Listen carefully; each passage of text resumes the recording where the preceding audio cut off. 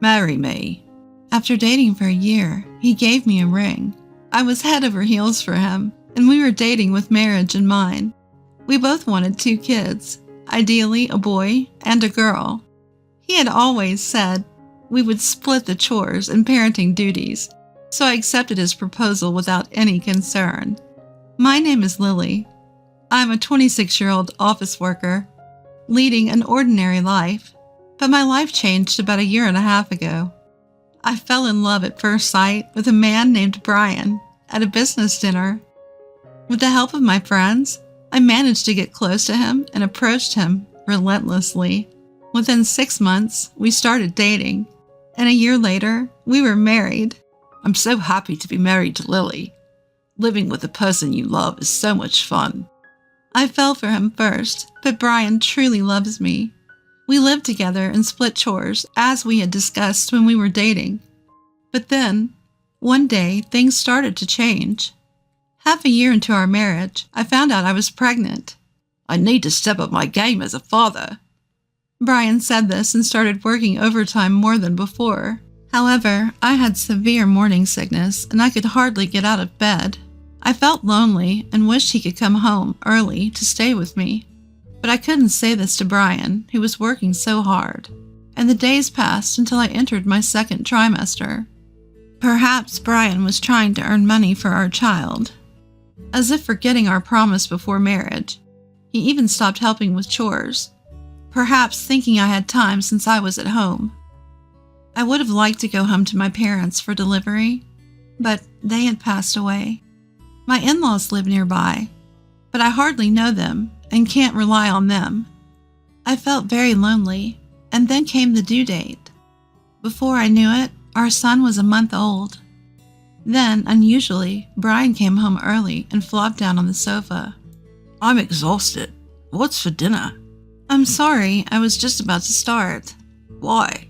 Our son's nightly crying was intense, so I couldn't get a good night's sleep. I was overwhelmed with housework and childcare during the day.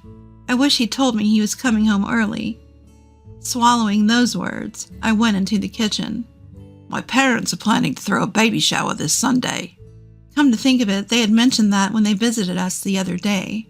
"Should we get something delivered? I'm thinking sushi would be great. My parents are coming over after all, so let's splurge a bit and treat them." "What? Okay, got it." Though I agreed, a week passed by at the speed of light. Tending to my baby and household chores, I couldn't even get time to order sushi. Sunday arrived, and just as I tried to order sushi, the store wasn't open yet, so I couldn't place an order. Then finally Brian woke up. I asked him to place an order instead, but he said he had to go to work and left. At the end, from being occupied with my son, I didn't even get to order sushi, let alone have breakfast, and noon passed. But I thought if I explained the situation, my father-in-law and mother-in-law would understand. Cradling my crying son, just when I felt like I was about to cry too, my in-laws arrived. They came much earlier than I had expected. I wonder why. Upon entering, my mother-in-law immediately picked up my son. "Has he been crying all this time? Brian used to cry a lot when he was born too." My father-in-law walked in holding a big bag. He proudly took out its contents and said, "What do you think? Hors d'oeuvres. We had reserved it, but figured it might not be enough, so we went ahead and added some extra touch this morning." "His meddling is why it took longer than expected, but he was determined to have you taste it." My mother-in-law said with a laugh. I confessed that I intended to order sushi but ran out of time. "Never mind all that. You're tired. Don't worry about such unnecessary things. Get some rest. All right, let's make some rice balls." My father-in-law rolled up his sleeves, only to realize there was hardly any rice left, so he quickly rushed out to buy some more. My mother-in-law suggested that I rest while she took my crying son for a walk. Grateful, I laid down on the couch. After a while, I was awakened by the sound of the front door opening. "Lily, what are you doing?" It was Brian who entered. "You said my parents were coming over, right? What about the preparations?" Still groggy from sleep, I faced an intensely questioning Brian. He then noticed the hors d'oeuvres my in-laws had brought. So this is all you prepared for today? Can't be. You ordered sushi, right? I couldn't order sushi. But before I could finish, Brian suddenly erupted in anger. What? They came all the way here and you got them this cheap junk? Huh? Junk? What's he talking about? Overwhelmed by Brian's outburst, I was at a loss for words. Brian then knocked the plate with the hors d'oeuvres off the table. Just as I stood there in shock, my in-laws returned. What was that noise? Is everything all right? My father-in-law had just returned with a bag of rice, and my mother-in-law, who'd been pacifying our son, were taken aback by the sight. The next instant, my father-in-law was furious. Brian, what the hell is going on? To which Brian replied, without a shred of guilt. It's simple. I can't serve this cheap stuff to you guys. When you both came all the way here. No, that's not right, Brian. Caught by surprise, I struggled to articulate my thoughts when my father-in-law and Brian began to argue. You've left everything to Lily. If you think it's cheap, you should have prepared it yourself. What the hell? You said you were coming for a baby shower, so I told her to get some sushi. After all, she's always home. She should be able to do that, right? Just the other day, there was no dinner ready when I got home. And today, this cheap stuff? What the hell? Brian's words made my blood rush to my head. My father-in-law brought it. What? Stunned, Brian stood frozen as I let out all my pent-up frustration. My father-in-law went out of his way to reserve and get it. Also, these ones here were made by my father-in-law and mother-in-law. How can you be so cruel? No, that can't be. I didn't know. Even if you didn't know, I never thought you were the type to treat food this way. It's just despicable. Brian paled considerably. And just because I'm always home doesn't mean you don't have to do anything. I've been struggling home all alone. I'm holding the baby and need to stay alert 24 hours. Have you done anything to help me? Well, I hold the baby. I comfort her. You only comfort the baby when she's in a good mood. You've never held her when she cries, have you? Whenever she starts crying, you hand her over to me, and when she cries at night, you leave the room because you can't sleep. Everything I'd been thinking since the baby was born came spilling out. I couldn't stop myself. Do you think I'm resting just because I'm home when you're here, Brian? Do you think I'm just sleeping all day with the baby? I'm not in perfect health, and I'm lucky if I can get 2 hours of sleep. You say you have to go to work, but I can never catch a break from parenting. Why do I have to take care of you in the midst of that? Tears streaming down my face, I continued to berate Brian. My father-in-law became even angrier and rebuked Brian. You've been living like this? I told you to take better care of Lily.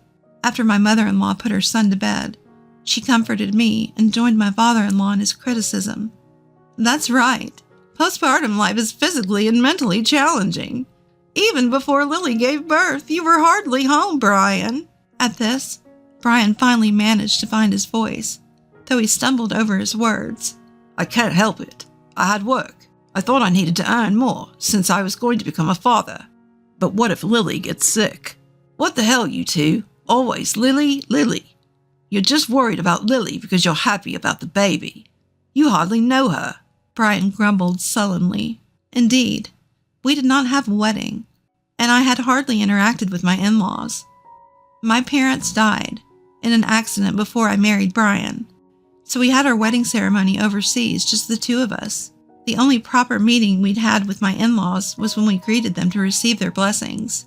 My in-laws lived about a 30-minute drive away, but even when we visited occasionally, I only followed Brian, and we hardly had any substantial conversation. When I found out I was pregnant, it seemed like my in-laws were willing to help out, but they felt like strangers, and I doubted we'd get along well. However, this changed when I was about 2 months away from giving birth. Lily, how are you feeling? Do you mind if your father-in-law and I come over? I was surprised when I received a phone call out of the blue from my mother-in-law, but I had no reason to decline. So I said we were waiting for them and started cleaning up while cradling my swollen belly. Before long, the doorbell rang. My father-in-law and mother-in-law were already here. What's going on? Hello, we thought you'd start cleaning if we told you we were coming, so we called when we were close by. Are you about to have lunch? Would you like to join us? My mother-in-law, a brisk woman, had always intimidated me a bit, but her thoughtfulness nearly brought me to tears. Lily, sit down. We'll take care of the rest, said my father-in-law. Started tidying up along with my mother-in-law. Honestly, I was in pain and didn't feel like moving or cleaning because my belly was heavy. I was planning to just have a quick lunch today. Moreover, since I started my maternity leave, I had very few conversations with people, which stressed me out, so I was very pleased with their visit. It seemed like my in-laws were worried about me, but they had refrained from contacting me so as not to inconvenience me. However, they got worried when they didn't hear from Brian and learned from my father-in-law that he had been working overtime and coming into work on his days off and was just sleeping when he was home, so they decided to rush over today. I was so happy that I decided to tell Brian about it and waited for him to come home.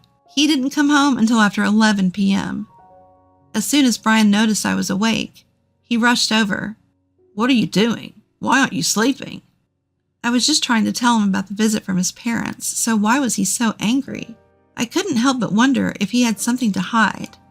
All I could say was sorry, and I crawled into bed crying. Even after that, my in-laws kept coming over to help regularly, but I never had the opportunity to tell Brian. I thought either my father-in-law or mother-in-law must have told Brian, but it turned out that everyone thought the same, and no one had actually told Brian, and he just found out today that I was getting along with his parents.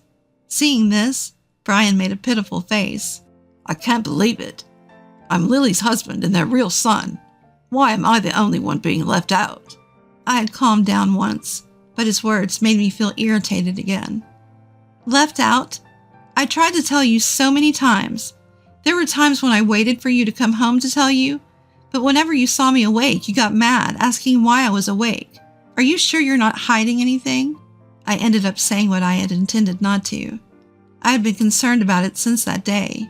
My father-in-law and mother-in-law seemed to anticipate the worst situation, but Brian firmly denies it. No, that's not it. I swear that's not it. How can you say that? You don't have any proof, do you? There's no hard evidence, but it was because I was worried about Lily's health. It was late at night, and there were times when she would wake up because of stomach pains, so I thought she should go to bed earlier. Brian's words almost brought tears to my eyes, but I was more consumed by anger. So what was all that about you coming home early the other day, then acting all high and mighty about there being no dinner? About that. Then Brian awkwardly began to explain. Apparently, that day he made a mistake at work, was reprimanded by his boss, who advised him that he was working too much and should go home early, and that's why he finished work on time. How could I tell Lily such an embarrassing story? That's why I took it out on her. I'm sorry. I see. Brian was trying his best as a father after all. From that point, we finally got to have a heart-to-heart conversation. Even when our son cried, he said he thought it was better if I held him, because he would stop crying sooner. Hearing this, Brian started crying.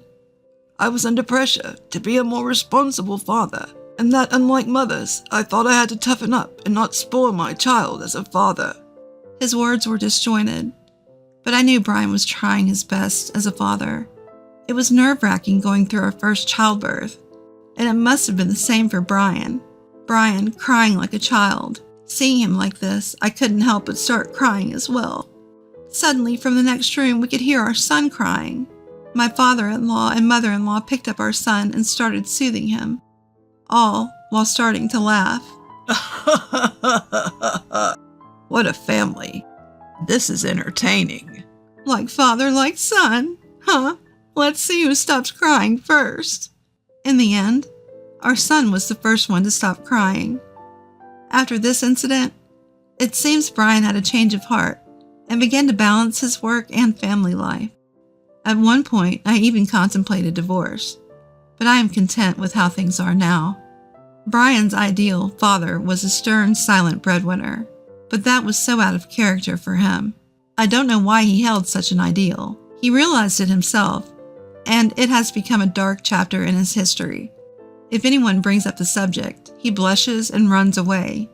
Now he is more tender to our son, and even helps out when he wakes up crying at night. We are expecting a daughter next, and Brian and I are looking forward to it.